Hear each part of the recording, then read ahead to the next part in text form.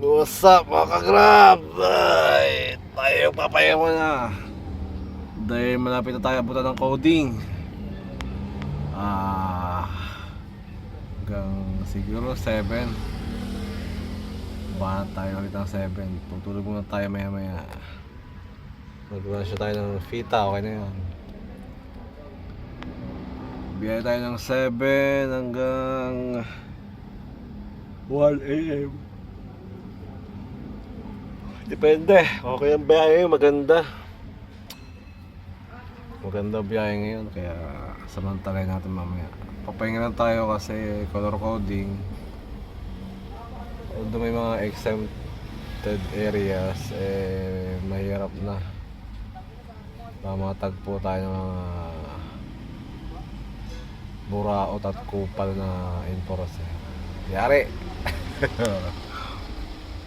Yun, what's up, what's up? Another day, another ride mga ka-grab. Alright, papahinga na tayo. Okay.